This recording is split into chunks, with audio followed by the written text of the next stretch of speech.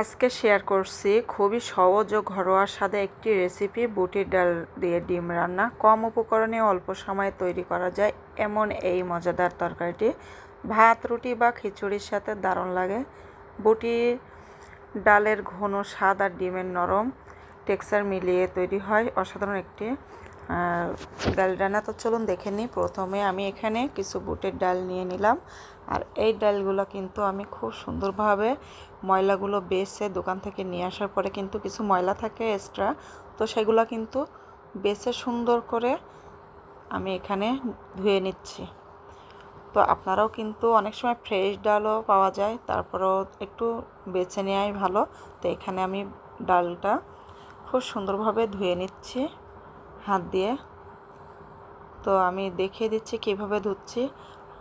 আর এখানে আমি ডালের সাথে আলু দেব, তো আলুটাও কিন্তু কেটে নিয়েছি। এখন আমি ডালটা খুব সুন্দরভাবে ধুয়ে পরিষ্কার পানি বার না হওয়া পর্যন্ত ধুয়ে ফাইন করে পানি দিয়ে রেখে দিলাম। তো এক সাইডে আলুটাও নিয়ে নিলাম।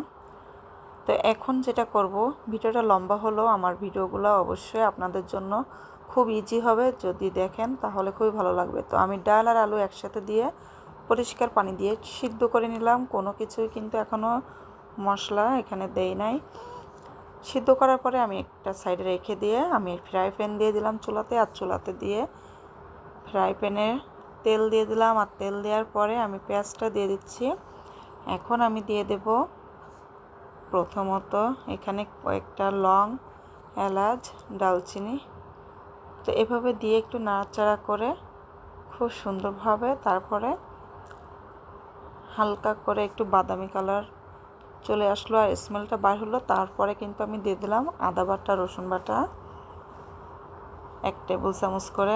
1 টেবিল চামচ আপনি রসুন বাটা দিতে পারেন, হাফ চামচ আদা বাটা দিবেন। আর এখানে যাচ্ছে এখন হলুদ, মরিচ, লবণ সব কিছুই দিয়ে দিলাম। আর এগুলো দেওয়ার পরে খুব ভালোভাবে নাড়তে হবে। তো এখন দিয়ে দেবো পানি, যাতে করে নিচে থেকে লেগে না যায় তলানিতে। তো এভাবে করে কিন্তু খুব সুন্দরভাবে কষাতে হবে। কষানো ভালো হলে কিন্তু খেতেও অনেক টেস্টি হয়।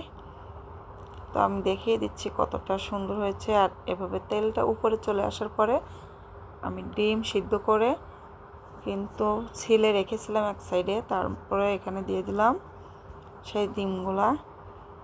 মশলা কষানোর পরে ডিমগুলা দিয়ে দিচ্ছি, এতে করে খুব ভালো একটা টেস্ট হয়। যেহেতু আমার ডালগুলা কিন্তু সিদ্ধ করা, তো ডিমটা আগেই আমি দেব, যেহেতু ডিমটা আমি ভেজে নেই নাই। তো এখন দিয়ে দিলাম ডালগুলা। সেই সিদ্ধ ডাল আমি দেওয়ার পরে এখানে নাড়াচাড়া করে নেব খুব সুন্দরভাবে। এভাবে করে নাড়াচাড়া করে ঢাকনা দিয়ে রেখে দেব কিছুক্ষণ। তো আমার ভিডিও যদি ভালো লাগে আর এরকম সহজ সহজ রেসিপি পেতে অবশ্যই আমার চ্যানেলটা ভিজিট করে সাবস্ক্রাইব করে দিবেন আর শেয়ার করে দেবেন বন্ধুদের মাঝে। আমি ঢাকনা খুলে আবার একটু নেড়ে নিচ্ছি। অবশ্যই কমেন্টে জানাবেন কেমন হয়েছে আমার রান্নাটা। বাসাতে ট্রাই করার পরে কমেন্ট করে অবশ্যই জানাবেন, তাতে করে আরও ভালো লাগবে।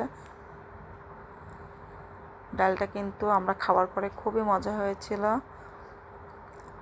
না খাইলে তো বোঝা যায় না। তো আপনারাও খেয়ে দেখবেন, রান্না করবেন, তারপরে কমেন্টে বলে যাবেন। তো আমি এখন পরিমাণ মতো পানি দিয়ে নিচ্ছি। তো পানি দেওয়ার পরে আপনারা যতটা ঘনত্ব বা পাতলা রাখবেন ততটা কিন্তু দিতে পারেন। এই ডালটা দিয়েও কিন্তু আপনারা রুটিও খেতে পারেন। তো এখানে আমি ডালটা দেখেন বলক চলে আসছে। এখন যেটা করব, ধনিয়া পাতা দিয়ে দেব উপর থেকে। এইভাবে করে ধনিয়া পাতা দিলে কিন্তু টেস্টটা আরও ভালো লাগে। তো আপনারা স্কিপ করতে পারেন যারা ধনিয়া পাতা খান না। তা আমি এখন বেড়ে নিচ্ছি একটা পাত্রে পরিবেশন করার জন্য। তো দেখেন ডালটা আমি কতটা ঘনত্ব রাখছি, আপনারা দেখলেও কিন্তু বুঝতে পারবেন। তো এইভাবে করে ডাল রান্না করে আপনাদের মেহমান আসলেও কিন্তু দিতে পারেন, পোলাওর সাথেও কিন্তু এরকম একটু হালকা ভুনা ভুনা ডালটা কিন্তু খুবই মজা হয় খেতে।